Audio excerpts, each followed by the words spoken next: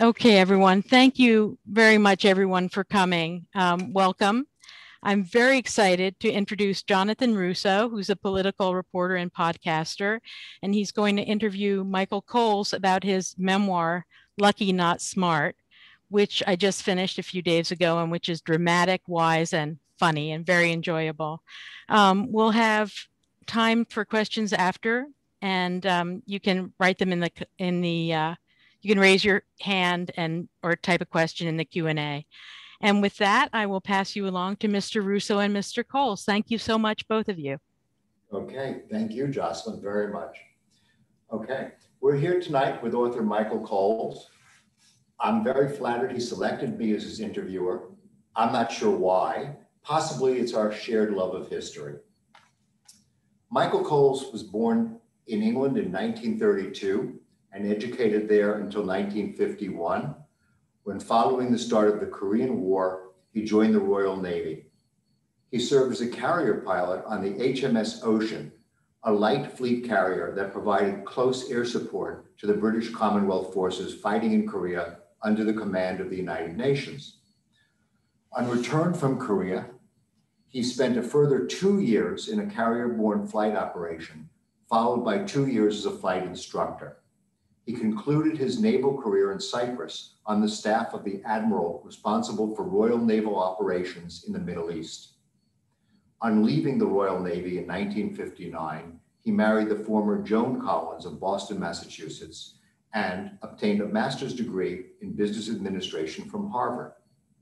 Following Harvard, he joined Goldman Sachs and Company in New York and eventually became chairman of the International Corporation.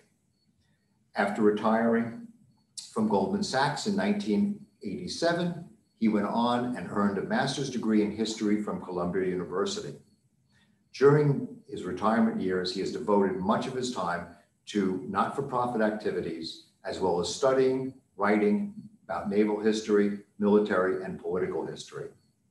Joan, who became afflicted with Parkinson's disease, died in 1999. Michale has since remarried Dr. Edith Langer. They live in Shelter Island, New York, and Palm Beach, Florida.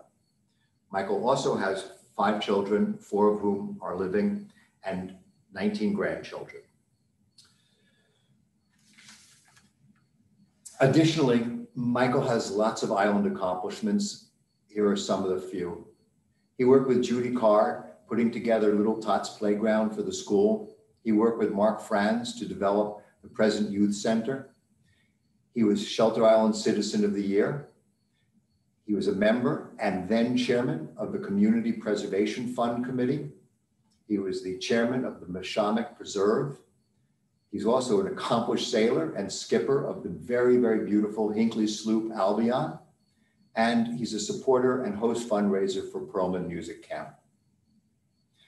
Michale, my first reading of Lucky Not Smart, I'm sorry to say, I had a strong objection to the title, which I mustered the courage to tell you.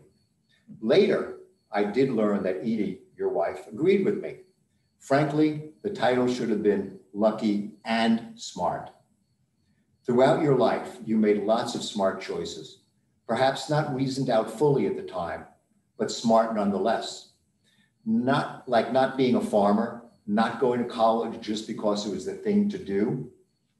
And when you did get lucky, as the saying goes, Michale, I think you made your own luck. Michale, the book is wonderful. It's wonderfully written. It's evocative of that time in England. It's written with a sly self-deprecation, real humor, and at times a very funny fly-on-the-wall voice. What really stands out, however, is that you have a life well lived, one that you should be proud of. Lucky Not Smart is a memoir that could serve as a template for those who might be tempted to try writing their memoirs. Now, let me ask you some questions. Michale, how did your early childhood shape the decisions, that you made in life? What was it specifically about your unique childhood that gave you the impetus to make the decisions you did?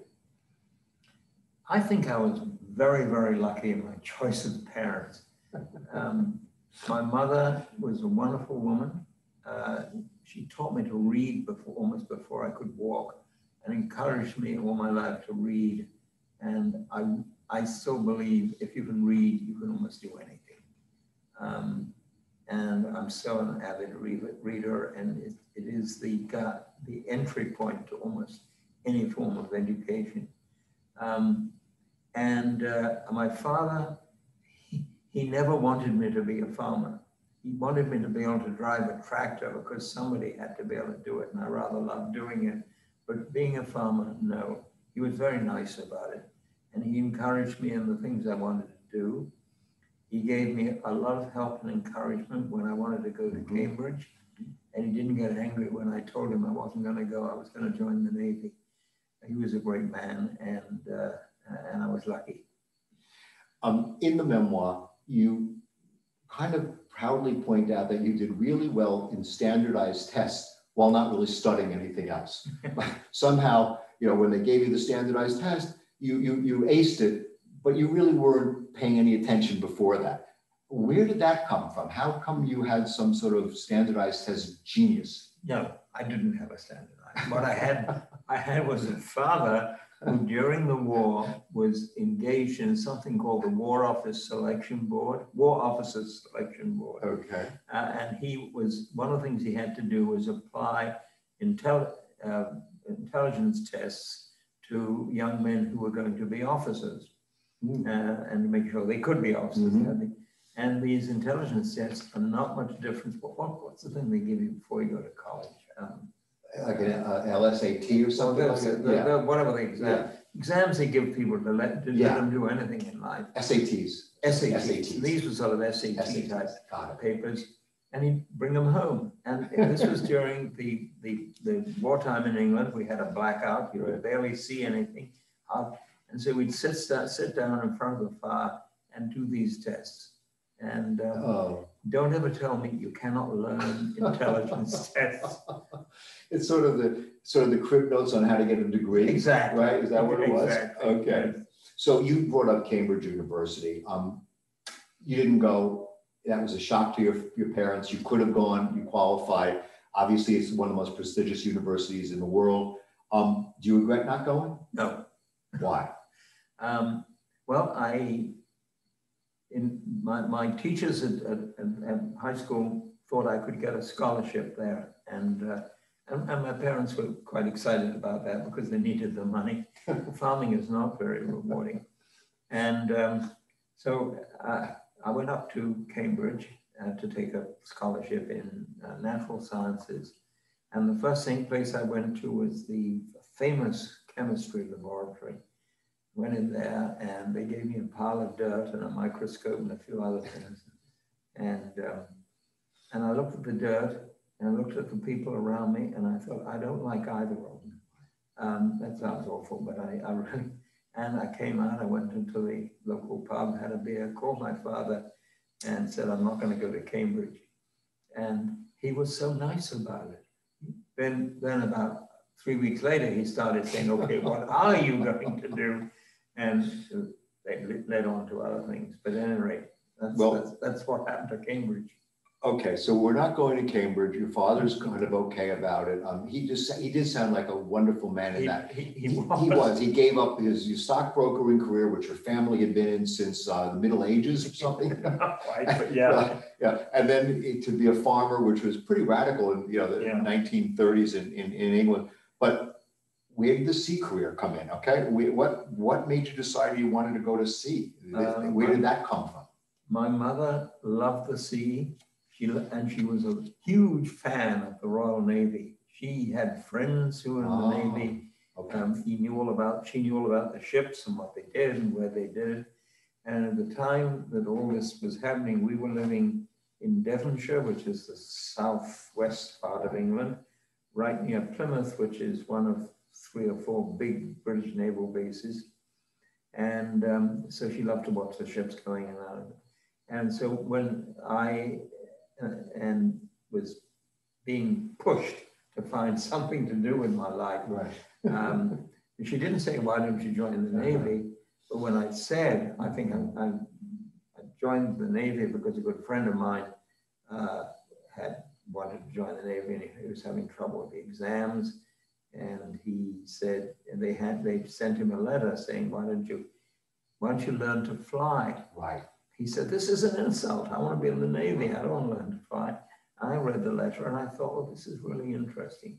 So that's how it embarked me on the Navy. How soon after you enlisted in the Navy and were accepted in the Navy, passed the test, which you talk about in the book, how soon after that did the flying come in? Right away. Right away. So yes. it was always assumed. We spent 6 months learning to be naval officers. Okay, but you were scheduled to fly after absolutely. that. Okay. Yes. Okay. Yes. Okay. So you, in a sense, you use the Navy as a mechanism to fly. I mean, you know, to get into flying. You didn't really go to the Navy to go to the Navy. You kind of go to the Navy to be a pilot. We grew up as a family by the seashore, right. near sailing places. I learned to sail when I was about 11. So we were very much a sea and sailing oriented right. family. Flying was something out of the blue that I produced because I used to make model airplanes during right. the war. Wow. And there we were, Navy. It's the only place you could go to learn to both fly and sail. Right. So it seemed so lovely and easy for you. You didn't resent it. You were happy. It was a natural medium for you. Absolutely. It was just lovely that you wrote so evocatively well about it. When did you know you made the right decision? When did that smile come over your face that said, you know, I did this right. I'm glad I'm here. What happened? Very early in my flying training, and the flight instructor who was sitting on my right, I guess, said it was a sunny day and we were flying over a cloud. Oh my God. And all you could see was white cloud. Oh. And he said, sorry, look out of the window. This is the best thing you're ever going to see in your life. And I thought, he's right. Oh my God. Oh, that's really, really, really beautiful. Okay. Just explain to us a little bit the difference between a carrier pilot and a fighter pilot, because there are two different paths that you talk about in the book, and you picked one and you were happy with that. What's the difference between a fighter pilot and a carrier pilot? Well, aircraft carriers carry fighters and attack planes, typically, and right. The fighters are there to protect the ship from enemy aircraft, and to protect their own aircraft from enemy aircraft when they're attacking somebody okay. else. The attack planes are the ones that drop the bombs and the rockets and stuff like that. But during the Korean War, there was not that much difference between the two. Right, got it. Describe to us what it was like to solo for the first time. That must have been an experience that you probably have never forgotten to this day. It was, you know, I'm going to tread very carefully here because I've lived my life in two different nations and I have to be careful with them. But my impression about flying is that America is a rich nation, yeah. and it has a lot of people in it. And if they take 100 people in to learn to be pilots, mm-hmm. and some of them don't seem to be making, you can kick them out, and there are plenty more. In Britain, there was a shortage. There was always a shortage of manpower. And I think they were very good at teaching us to fly, even if we were having trouble doing it. So their teaching method was, I think, and I became a flight instructor in Britain, and I think it was just great teaching method. And so what was the solo experience? Yeah, so, when I was solo, yeah. And I'm sitting there and I suddenly look over and think, my God, there's something missing. I'm alone. and it was so natural and I was so well trained. Oh my God. That was it. And how long did it take you to get to that point? 8 hours. You told me that, and I refuse to believe that to this day, that it just took 8 hours. But how many hours were you in, how many months were you in flight school from the beginning to soloing? I'd have to look it up. Yeah. Not that long. Not that long? We probably flew 5 or 6 hours a week, something like that. Okay. So it was probably 2 or 3 weeks. Okay. These were propeller planes, though, not jets. Oh, yes. Propeller planes. I guess, Michael, almost anybody who is a flyer has crashes. I mean, it's just probably inevitable that, you're going to crash if you're in an airplane at some point, especially in a war or training for a war. Evidently, you wrote about 2 crashes that you had in 1953. One was pretty bad. The other was less so. Could you just talk about those? Because they really were, you walked away from them, and it's a very powerful thing to walk away from a plane crash, because in a sense, you're walking away from your own mortality. I like the way you put that. Well, the first one was actually quite a bad one. I don't want to get into the aerodynamics of it and confuse everybody, but with powerful propeller-driven aircraft, big engines, 3,000 horsepower, wow, something like that, and a big propeller out in front. If you're going slowly and you want to speed up in a hurry, mm-hmm, and you push the throttle open too hard, the airplane stays, the propeller stays still and the airplane goes around the propeller. And that's an exaggerated, yeah, version. And that's pretty much what happened. And the plane went over on its back, and then I was only about 300 feet off the ground, and it went straight into a bog in Ireland. I happened to be in Ireland at the time. And what did you think when you looked back and saw the airplane upside down in a bog crashed and you're walking away from it? When it happened, I knew I was dead. I mean, there was no way I was going to live. But when I got out of it, I felt very happy. And that was that one. And the second one was, there's a picture of the second one in the book. Yeah. And I was waiting to go out to catch a carrier to go out to Korea. And I happened to be in Malta, and it came by, and I had to do some practice landings because I hadn't done any for a while. Right. And carrier landings are different than ordinary landings on land. Sure. And still don't really know what I did. I screwed up. I landed on the wrong part of the deck. I hit a gun turret and did some damage to the plane. There's quite a good picture of it in the book. How old were you at this time? I was 21. 21? Mm-hmm. Oh, so unbelievable. In the book, you describe this a thing called a barrier crash. What is a barrier crash? Well, aircraft carriers today are very different than how they were at the time of World War II and the Korean War. Aircraft carrier, if you watched Top Gun, you'll see an aircraft carrier has a big flat deck on it, right, and the deck is canted in a bit off to one side. And in each case, the deck has wires stretched across it, and the airplane has a hook that it catches, right, the wires. But in the more modern carriers, starting about mid-50s, they canted the deck, and if they missed the wires, you just went on and started again. In the earlier carriers, after the planes had landed, they taxied forward, so they're in the front of the ship. And if you were late landing and missed wires, you would land in the deck pocket, which was horrible. And that happened to you? No, I'm trying to remember where we were in Malta. No. The barrier crash. Oh, the barrier crash, yeah. So to prevent you from flying into the jet park, they put a big wire fence across the deck, about 6 or 8 feet tall. And what would happen was, if you missed all the wires, and the plane would fly into the fence, it would do a lot of damage to the propeller and a bit maybe to the rest of the plane, but not a lot. And everybody would survive. So that's what the barrier crash is. It was an uncomfortable thing, but it wasn't the end of it. It wasn't the end of the world. Yeah. It had happened. Yeah.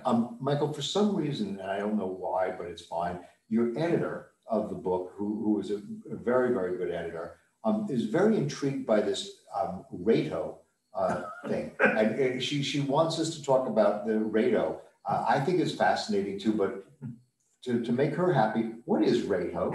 Rocket-assisted takeoff. Rocket-assisted takeoff. Because mostly to get a heavily laden plane off the deck of a carrier, you need something to get it moving more rapidly than the engine alone will do. So you have a catapult, and the plane has a catapult in the front, hydraulic catapult, which they tie onto, fix to the plane. Okay. But with the Rato, the catapult isn't working. This sounds horrifying.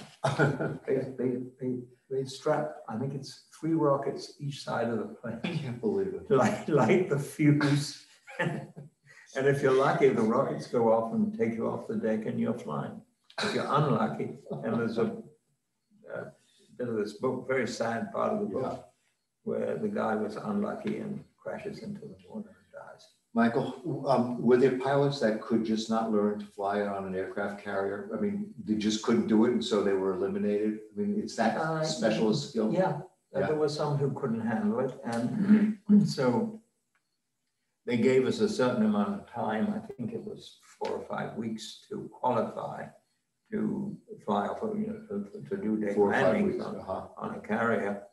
And the guys who couldn't make it, they would take a look at how they were doing. And the ones who looked at they could make it with more practice, they would send them off. And I was like, this is somewhat picturesque.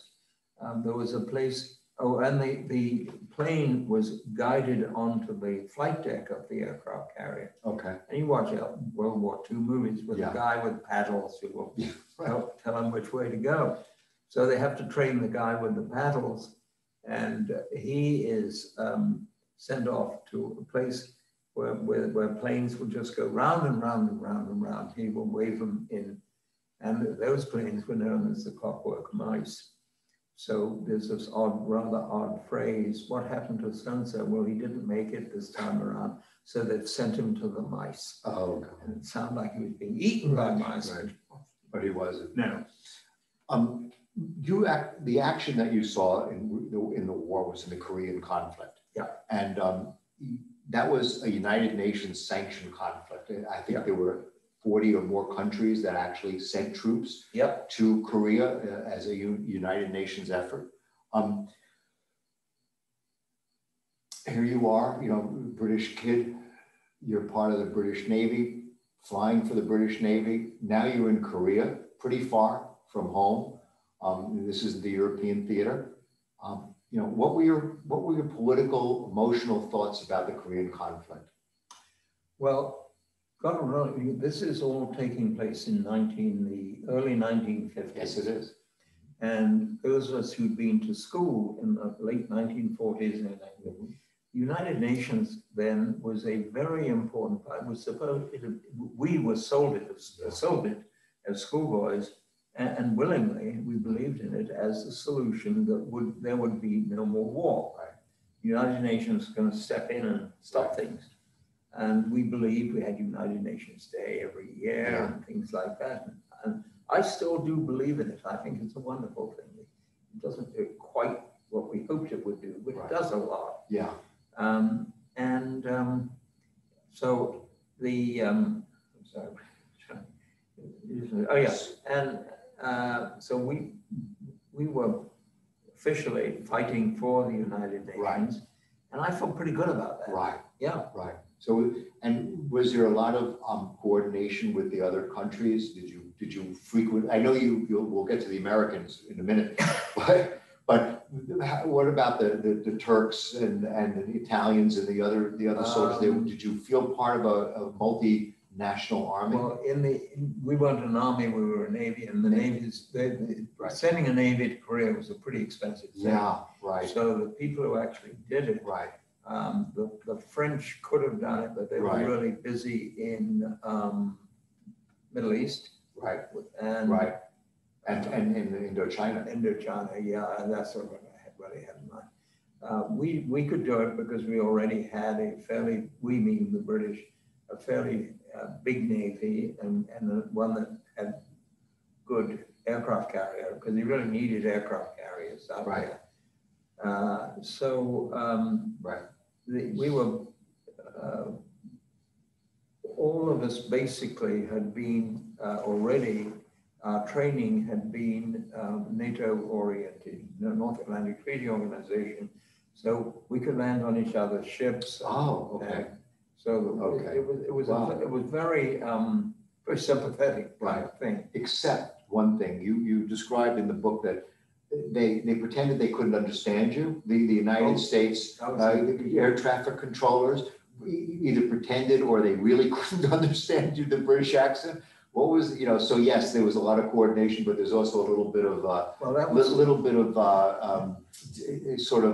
difficulty in that. Well, that's a later stage of this book, because about halfway through our time in Korea, we were asked, ship had 40 aircraft on it, but we were asked to send 3 of them to join with various other air forces, so U.S. Marines, U.S. Navy, and a couple of others.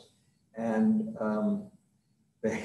they had trouble with the North Koreans were sending little tiny airplanes down to the 38th parallel, which is where the war was being fought. And they were dropping, literally leaning over the side of the airplane and dropping bombs over the side and making a very expensive nuisance of themselves. And it became even more expensive when the US Air Force said, I will take care of this, and sent their latest, most powerful jet, which flew into the first aircraft it saw and was never seen again, because it was going so fast and the aircraft was going so slow. So they wanted somebody slow, and that they sent for us, and we were doing that. And that's the point where we had a little trouble with the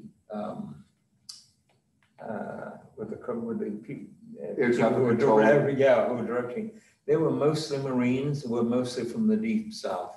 Oh, okay. And they were different people speaking a different language. Okay, got it. On a lighter note, you do describe a fair bit of drinking in with the British Armed Forces. When not drinking, things also seem a little amiss. There's a story about a payroll that you had to deliver from Busan to Osan. That was duty. And something about flying in a lunch and a bar and sort of kidnapping a Korean and turning him upside down. What was that all about? Well, first of all, anyone who's still listening, I'd like to say that Jonathan is somewhat exaggerating. Not much. Not the story. I think. Okay. This was we've been sent 3 aircraft and crews ashore to try and deal with these night intruders, and every night we would spend most of the night flying up and down the 30th parallel and trying to shoot these guys down. But while during the day we were pretty free, and so we actually had quite a lot of fun. But one day we were asked by the local Korean army, said that the transportation that normally brought their payroll in had broken down or something. Could we send a plane from the middle of Korea down to the south of Korea, from Osan to Busan, to pick up the payroll?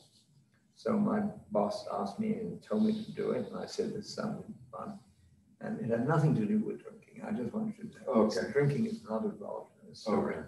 And so I flew down to Busan, and the payroll arrived in a big armored truck with an officer. It had to be escorted by a Korean officer.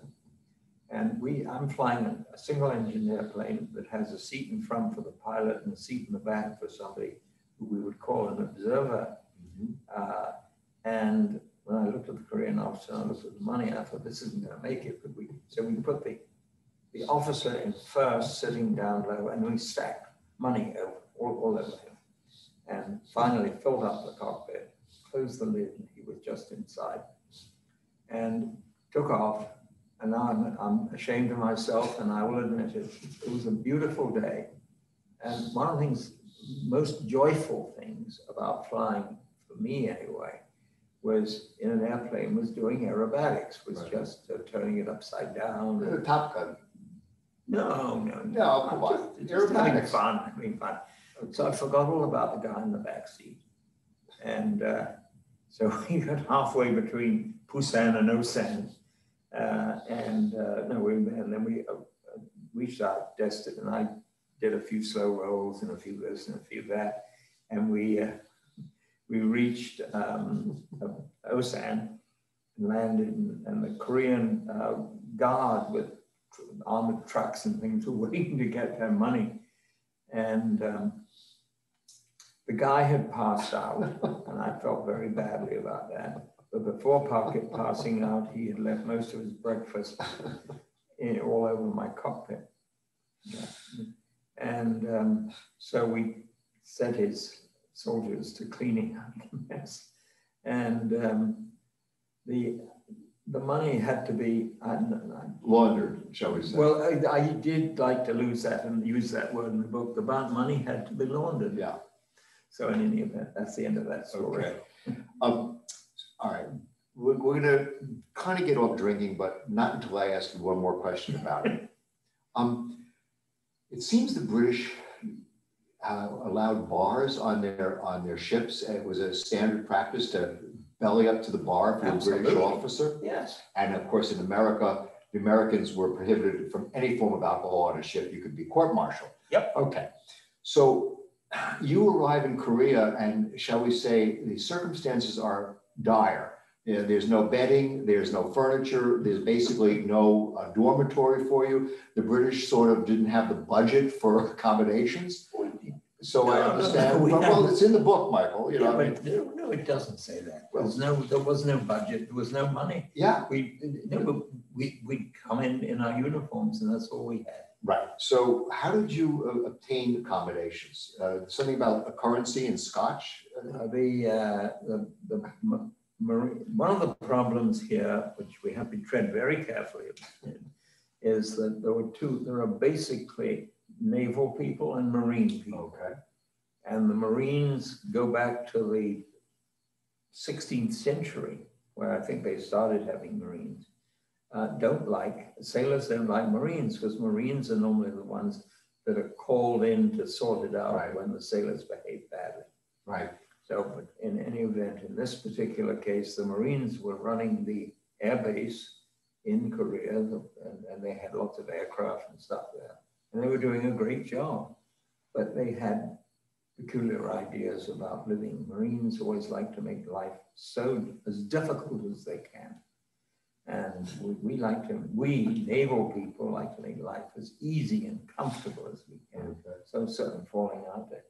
And so in the case, so we arrived there, and the Marine officer who was escorting us shows us our tent, and it's a big tent, and it's empty, there's nothing in it. And he said, well, yeah, this is your tent. And so he said, well, wait a minute, what about some furniture?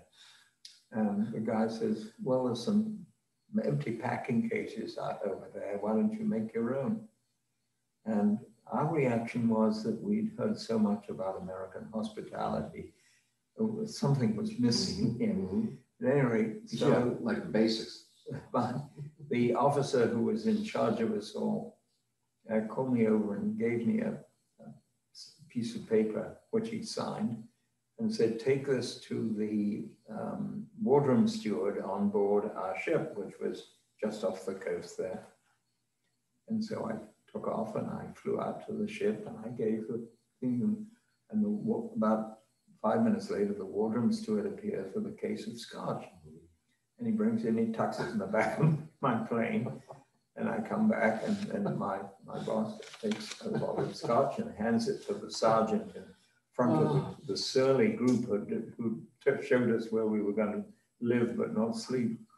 And he said, take this, and there'll be one more when we've got something to sleep on. And suddenly it was like a scene change in a movie. There were people all over with hammers and nails and saws, and suddenly we had beds and chairs. And I always look upon it as an American miracle. That's a great story about cooperation and between Americans and the British. Overall, please describe, how you felt about the effort between the Americans and the British. What was the relate? Was it a big brother to a little brother? Was there real camaraderie? Was there rivalry? How did you feel? No, we were all doing the same thing. You were all doing the same basically thing. Yeah. Carrier pilots flying off the coast of Korea, doing pretty much the same thing. Right. So I think we were, you know, we would be helping them, and they'd be, we were good buddies. Did you form any, Except for the Marines. except for the Marines? Right, got it. Did you form any close relationships with them? Yeah. And then do they continue to these days? Afterwards, did you meet them in the United States when you? Yes. You know, yes. Yes, but they're all dead. Happens. Yeah. But when you came to the United States, you know, we'll get to that a little in a minute, but when you came to the United States, you know, after the war, were they part of a group of, you know, people that you? A couple of them. Couple of them. A couple of them were friends. Yeah. Right. Okay. In the book, you describe this phenomenon called bed check Charlie. Bed check Charlie. And it has something to do with the 38th parallel flying up and down. That's the little planes I was What's that talking about? Well, that's the ones the North Koreans sent over to bomb the supplies in Incheon Harbor, who did a lot of damage. And our job was to try and shoot them down. And by the time when we were there and established and going up and down and patrolling, they all disappeared. I see. So we never saw, except. Well, we just bed check Charlie. That was just a term, code name. Code name for that operation. But you've got to ask me. There's another. There was the U.S. naval pilot. Yeah. Who kept on shooting these planes down, and we all believed, well, why is he seeing the planes and we're not? And we never found any wreckage because it all happened in North Korea. Oh, okay. And he had I think a buddy who was the radar controller on the ground, and he'd say, "Oh yes, I saw these two merge, and the other one crashed." So he fabricated kills. He was fabricating it. Yeah, we all thought so. U.S. Navy thought so. Wow. But they gave him a medal. Okay. Okay.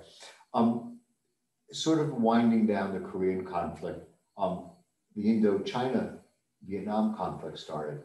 And how did you feel about that?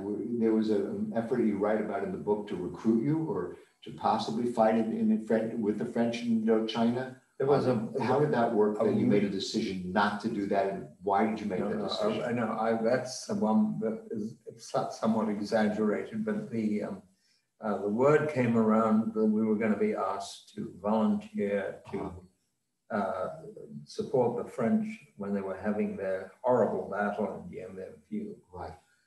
Right. And a fair number of us who were too young and too stupid to know any different were standing outside the captain's office saying, "We'll go." Oh, wow. And it turned out to be a rumor. Thank God. Right. Yeah, that would have been another fiasco. Yeah. Okay, at the end of the Korean conflict, you were still flying propeller planes, correct? Yeah. But then somehow you were able to get into jets and actually do supersonic flights and things.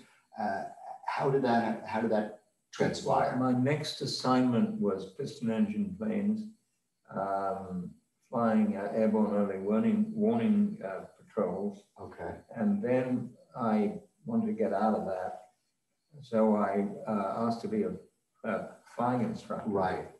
And which is something I really enjoyed. Back in Britain now. Yeah, we're home. You've been. Yeah, I was at home and I was flying instructor teaching people to fly. Right.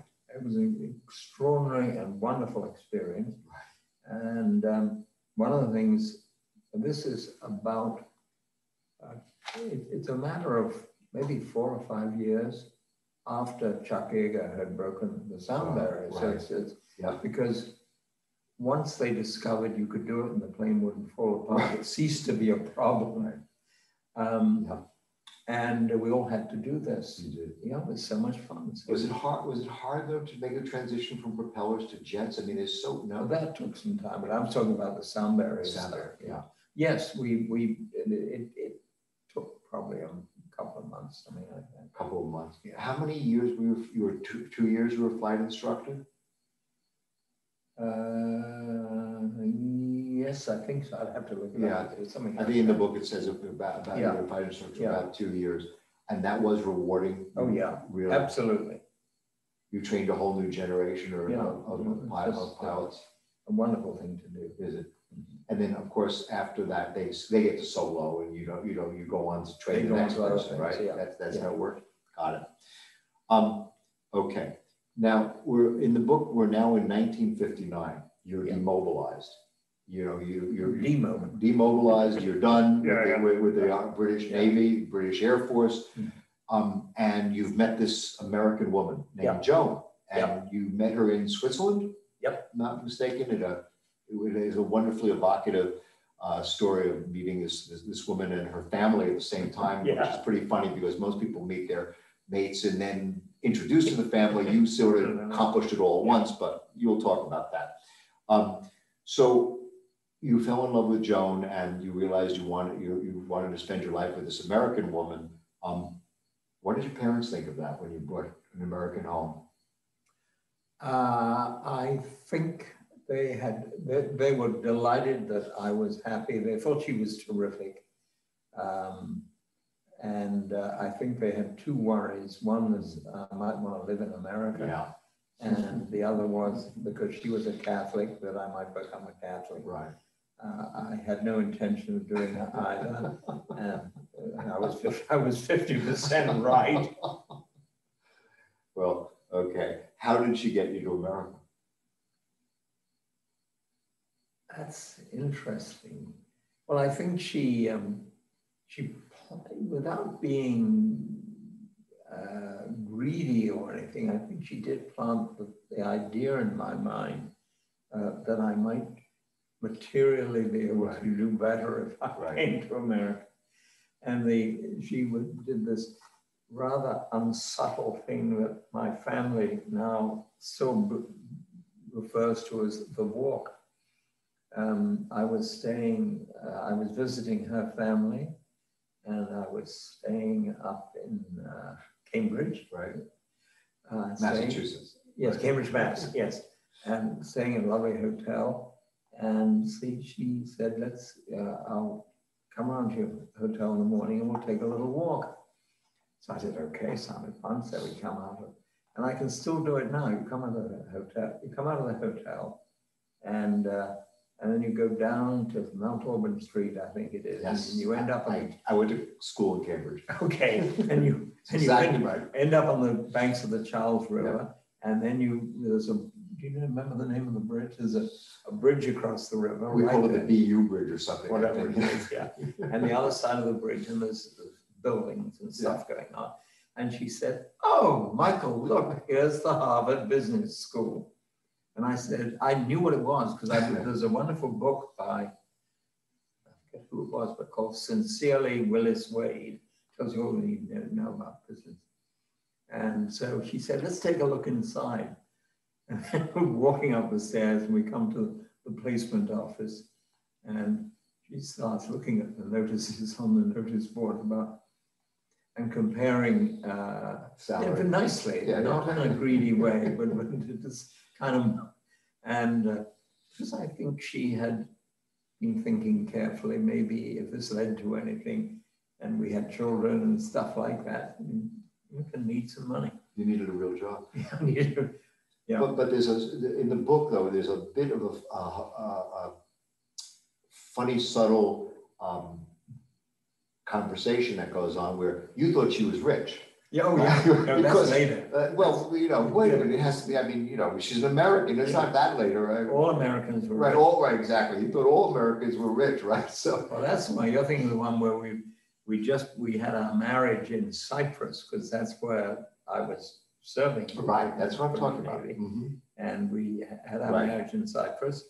And then when it was all over, I took some leave and we drove to a beach resort and we had to drive over the Troodos Mountains. It was a magnificent drive.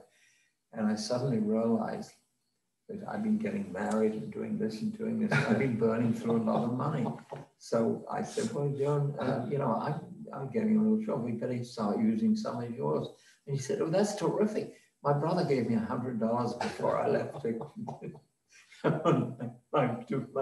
get married. And I suddenly realized that I have to go to work.